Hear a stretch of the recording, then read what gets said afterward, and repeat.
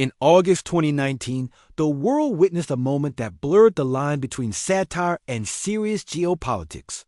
News outlets across the globe reported that the sitting president of the United States, Donald Trump, had expressed interest in purchasing Greenland. Social media erupted with jokes, memes, and disbelief. Late-night comedians mocked the idea, political opponents dismissed it as insanity, and even allies struggled to understand what was happening.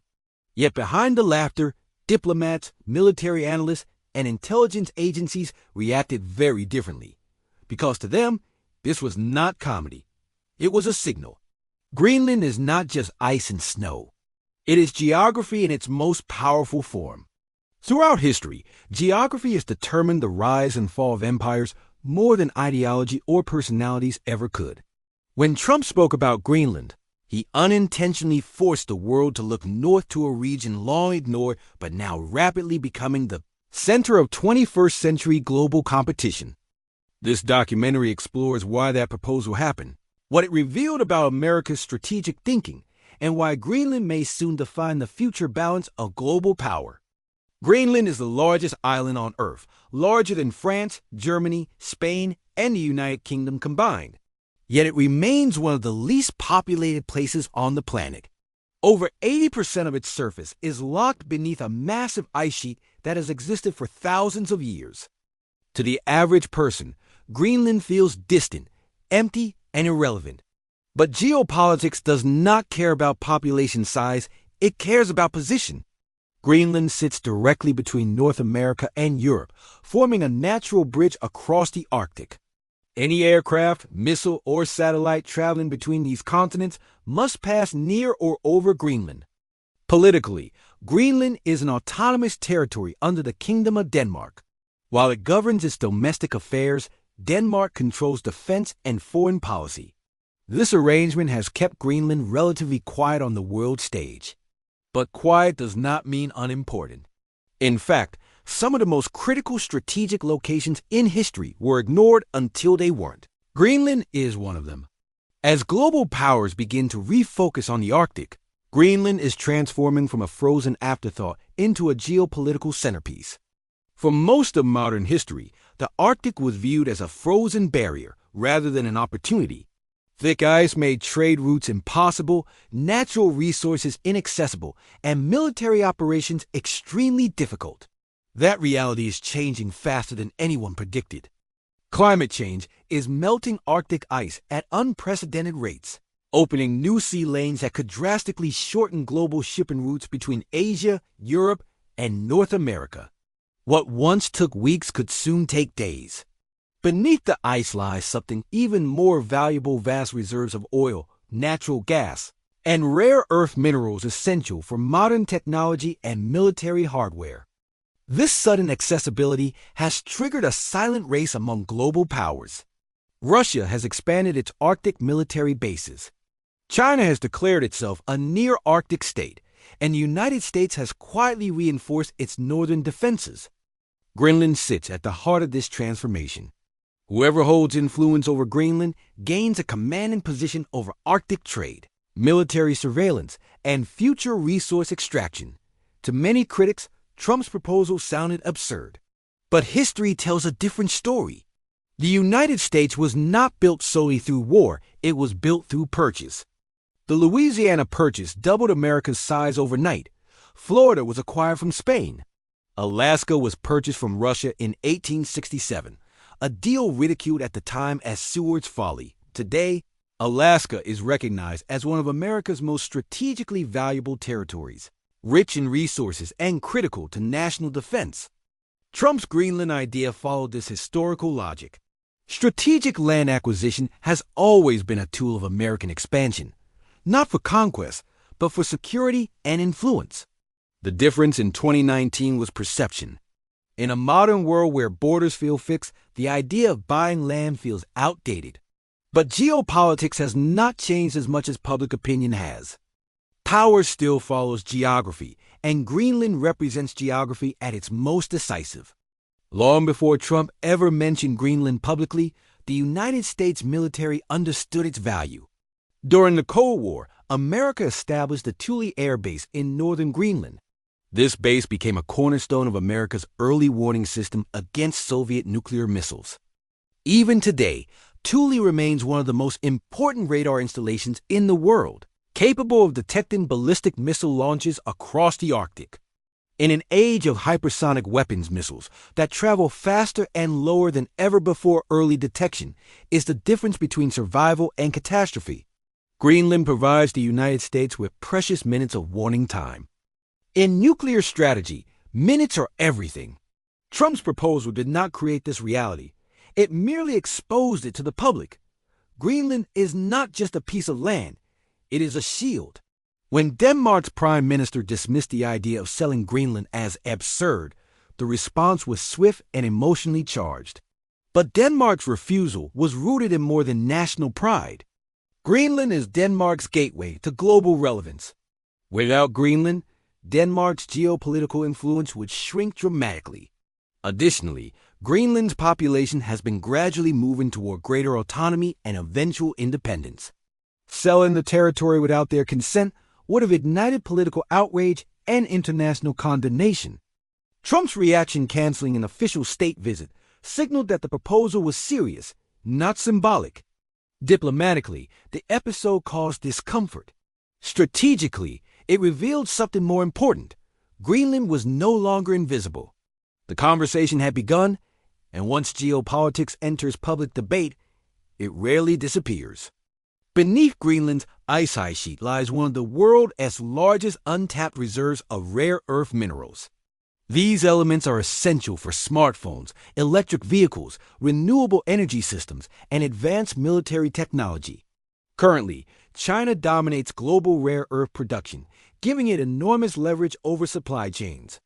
For the United States, this dependency represents a strategic vulnerability. Greenland offers an alternative. Control or even influence over Greenland's mining future could reshape global technology markets and reduce reliance on China. Add potential offshore oil and gas reserves, and Greenland becomes not a frozen wasteland, but an economic prize. In geopolitics, resources do not remain neutral for long.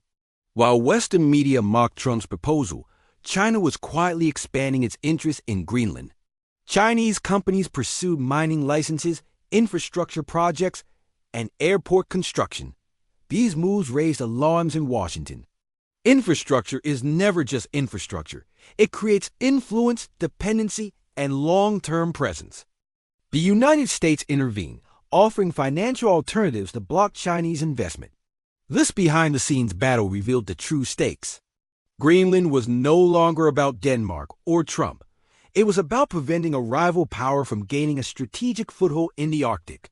Suddenly, Trump's proposal no longer looked irrational. It looked offensive. History often judges leaders not by how they speak, but by what they recognize early. Trump's Greenland proposal may have been politically clumsy and diplomatically shocking, but it exposed a reality that can no longer be ignored.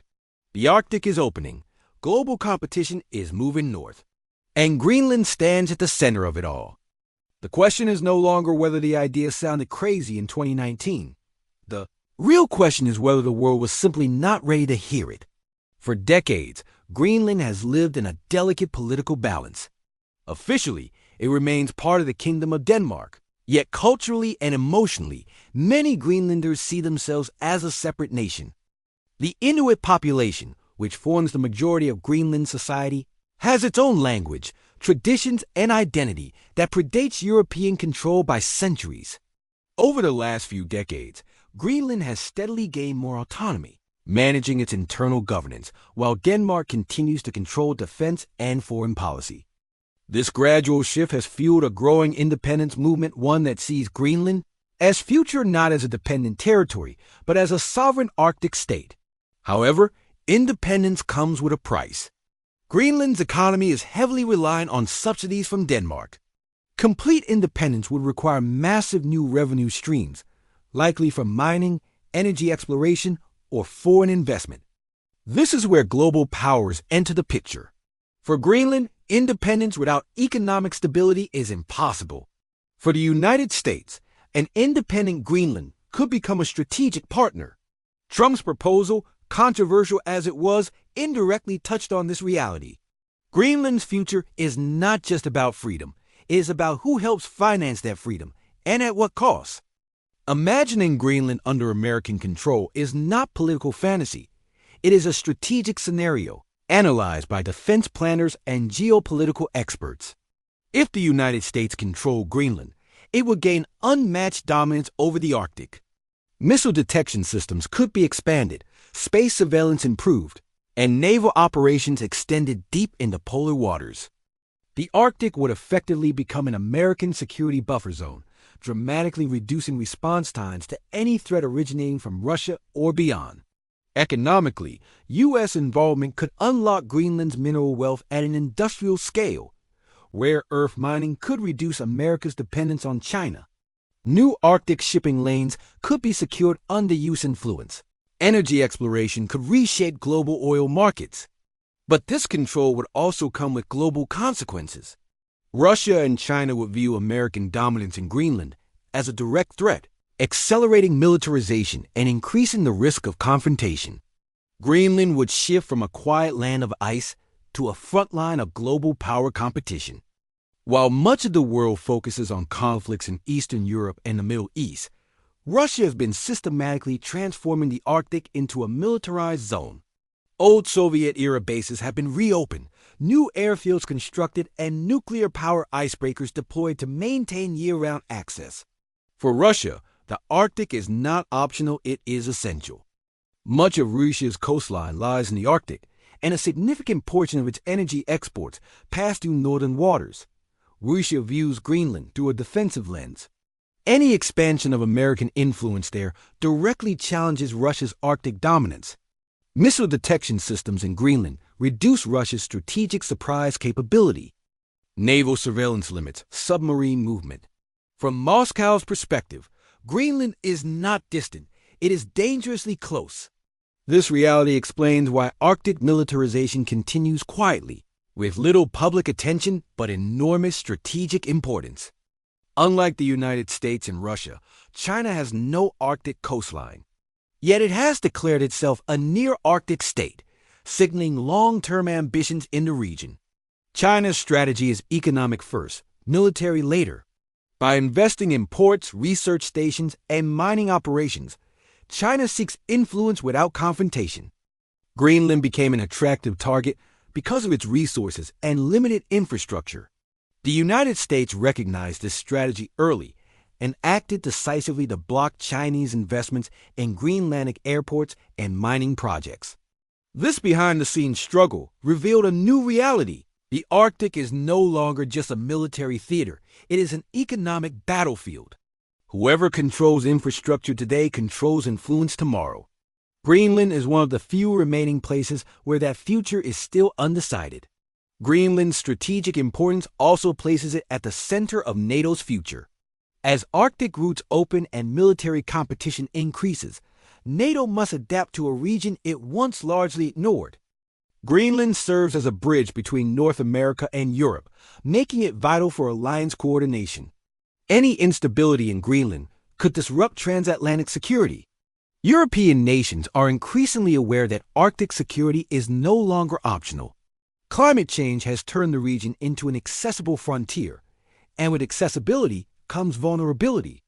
Greenland's role within NATO's strategy will continue to grow, whether through American leadership or broader alliance involvement. Future conflicts will not begin with tanks crossing borders. They will begin with satellites blinded, communication cables cut, and radar systems disabled. The Arctic, once isolated, now hosts undersea cables, satellite tracking systems, and missile detection networks. Greenland sits at the crossroads of these systems. Hypersonic missiles, space warfare, and cyber operations all converge in the Arctic. Control over Greenland offers a decisive advantage in this new form of warfare. The island's importance will only increase as technology evolves. What was once a frozen wasteland is becoming the control room of global security. With hindsight, Trump's proposal looks less like a joke and more like a poorly communicated strategic warning. The world focused on how the idea was presented, not why it was proposed. Today, governments quietly discuss Arctic security. resource competition, and great power rivalry, exactly the issues Greenland represents. History often reframes controversial decisions. Just as Alaska was once mocked and later celebrated, Greenland may one day be recognized as the defining geopolitical question of the 21st century. Trump did not create Greenland's importance. He revealed it. Greenland is no longer invisible. It is no longer irrelevant. It is no longer just ice. It is a strategic crossroads where military power, economic resources, and global influence collide. The Arctic is opening, and with it comes a new era of competition that will shape the next century. The real story is not whether the United States buys Greenland. The real story is that everyone wants it. And in geopolitics, desire always leads to conflict or control.